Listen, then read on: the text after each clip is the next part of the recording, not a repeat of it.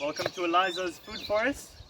Here's a perennial and annual foodscape that we're building on a friend's property at the moment. Here we've got a nursery area, greenhouse setup where we're growing some of our first tomatoes and cuttings and other things. To my right we've got a trellis for a large grapevine that is going to entirely dominate this corner. And if you'll follow me through to the food forest.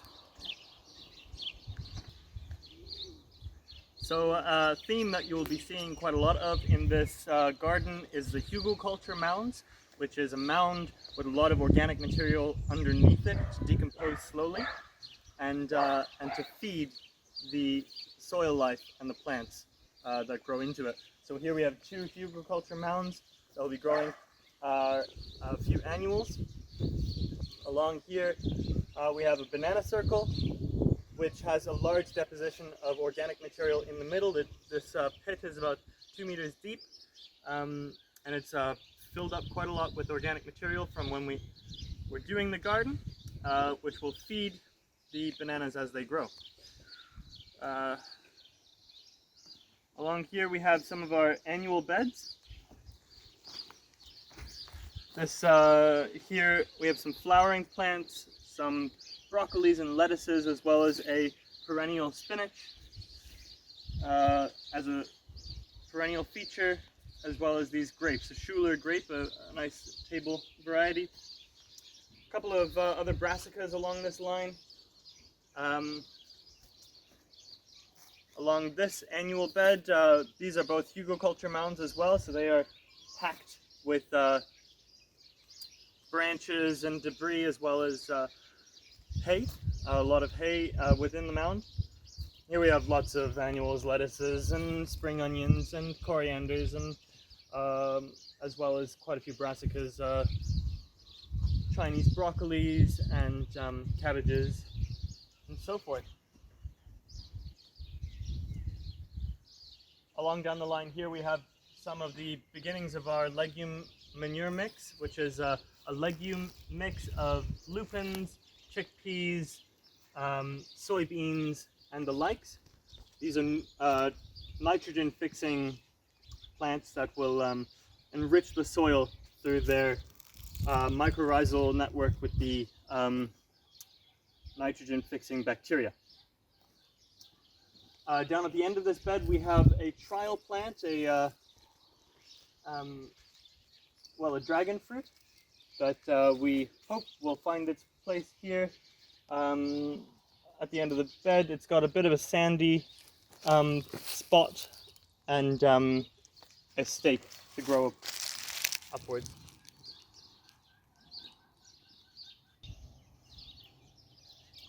Here we have another hugelkulture mound that transitions from a legume manure mix, preparing the soil for our other crops, as well as a border below of strawberries to hold the soil together, hopefully stabilizing this bank.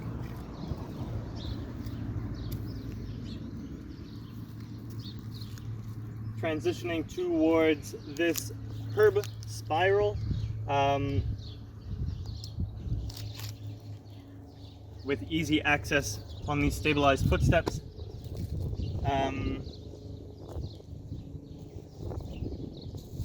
Growing in this spiral formation counterclockwise, because we are in the southern hemisphere here.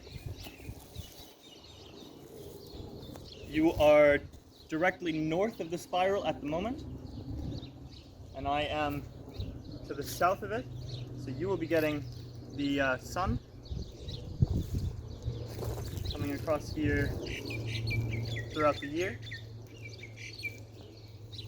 This means that we have our heat-loving plants at the top, where it is driest, our thymes, our rosemarys, our sages, oregano, and transitioning down to the lavender and alliums, parsleys, calendulas, and so forth. We'll be adding to that as we go.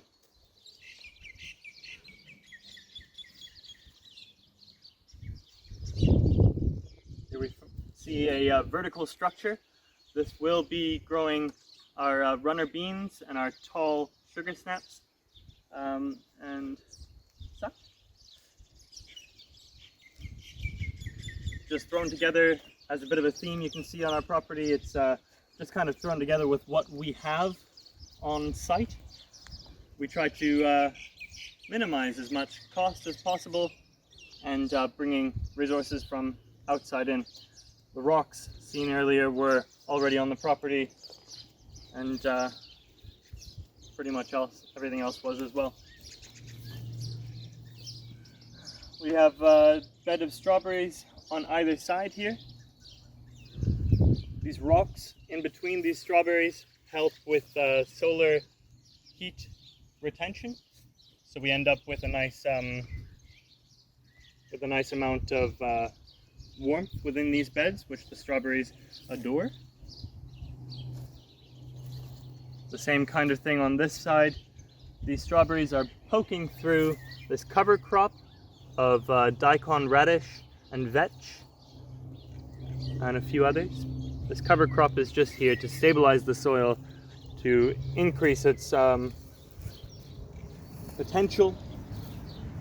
And these strawberries are kind of maybe being shaded out a little so we can go through and help them out now and then. But I think especially this plant, they're doing quite well. Here we see our first tree, because bananas, of course, are not trees, they are a herb. Here we see our first tree. This is a golden queen peach tree,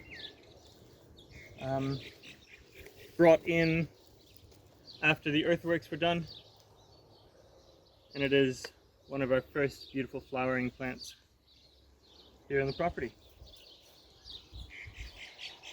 In keeping with the utilization of the features that are already on the property, this water tank, or water trough rather, was already here, and so we decided to build a frog pond system within it.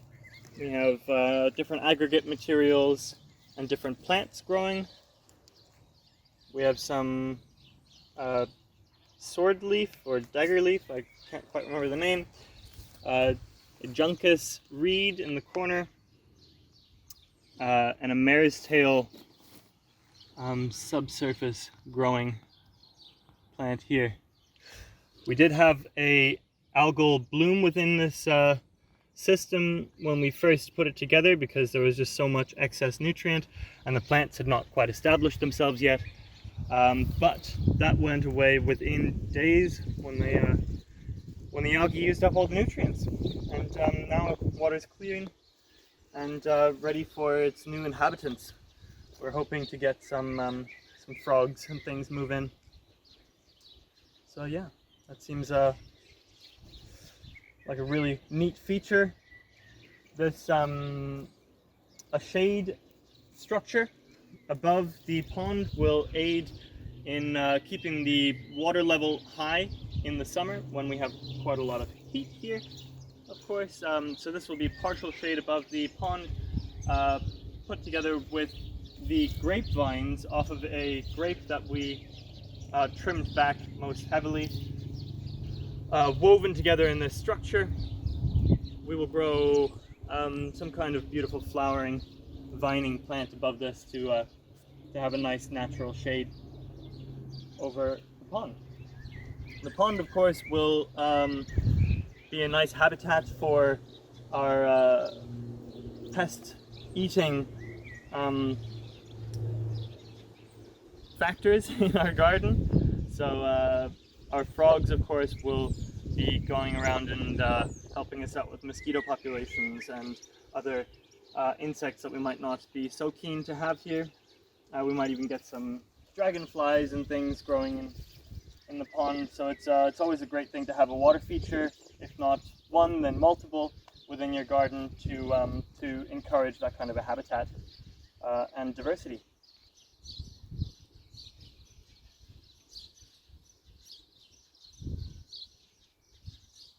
here we are in the swale above.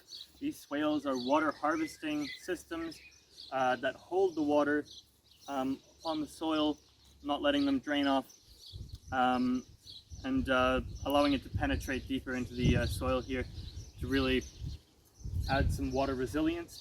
These beds are also hugelkulture, so not only does the water sit here and soak in, it'll soak into the mounds, which are full of organic deposition that will soak it up like a sponge, decompose, and provide water for the plants growing atop the mounds.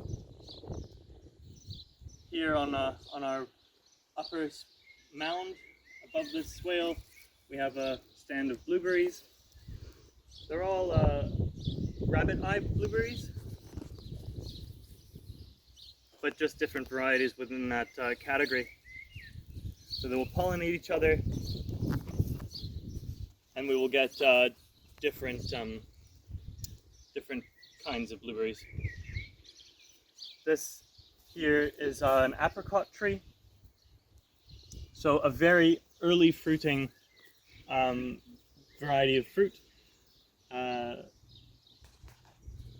is sure to bring joy to the family that lives here, as well as our last blueberry and a Louisa plum, gathered from the community, grown from seed, and adoring this mound top position. Here on our left we have a Chilean guava that was here before it was transplanted into this position. Lots of these are dead, but they will be left there until we know exactly which ones are live, because there are a few leaves cropping up in unlikely places, and we wouldn't want to reduce its chances. So a great reason never to discount the discount aisle at the tree store. Here's a Glowhaven peach that was hiding in the back behind all the other discounted trees, and it is growing quite happily, flowering even on a golden queen rootstock. So we actually have a sprout coming from below the graft, which means that this here is a golden queen and this is a Glowhaven. So we got a 2-for-1 deal on this heavily reduced peach tree.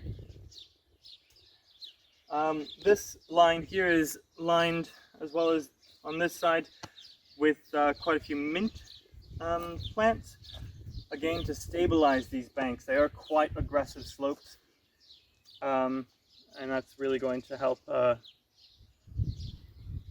shore up the soil here so we don't have so much erosion. On my left side here we have raspberry growing. This will hopefully dominate this entire bedscape here, as well as a secondary bed here that we're hoping to be able to grow good tomatoes in and such, to trellis them from atop here. In this bed we have some persimmon tree cuttings. These will be growing nice roots for us, hopefully, and get nice and entrenched in this area, and they will bulk up throughout the years and hopefully produce beautiful fruit.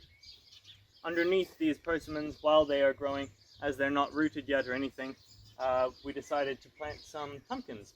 So this bed can be dominated by 3 pumpkin plants before the persimmons dominate that system. Here we have a nice bridge section to traverse this swale, going from this spillway above with a wheelbarrow or a lawnmower or a tractor is impossible until we put this bridge in. So this track allows us to get down into the lower main track and through that gate if we wanted to, and of course up into this area here. So on our right we have Nice population of rhubarb that are really taking root and perking up after their transplant. And on the left we have our second last hugelkulture mound with a thornless blackberry, black satin I believe it is. Lots of comfrey growing on this bed to stabilize the soil and to produce a large amount of nice nutrient-rich mulch. A fig, a brown turkey fig, liking this sunny position up on top of this mound, and I'm sure feeding gratefully upon the organic material deposited within the mound, and a red cherry guava to take this, to end this bed off here. The bed above has another swale between to harvest that water. Very important in this system to harvest all the water we can. We do get rather dry summers here. And a bed above here with a boysenberry, another local favorite. He's shooting nice leaves. It is only very early spring here, so everything's just waking up. It's a good time to show off these perennials. And of course a bay tree for finishing off this side of the garden. Within this shelter area here we have some temporary metal sheeting up to stop these westerly winds blowing through here, and as well to slow down the winds coming in this direction, because this was a real wind tunnel. It really sucked the wind through here and would be quite unfair to this fig tree that will be producing so much beautiful food. There are a few sugarcane plants popped into this gap here to fill up and really slow that wind down. So here on a rather circular hugelkulture mound we have a very straight cherry tree. This is a compact stella, and there is one across on the other side of the fence here to pollinate each other, lapins cherry. These cherries were specifically chosen because we have zone 10A here, which is pretty warm for cherry trees.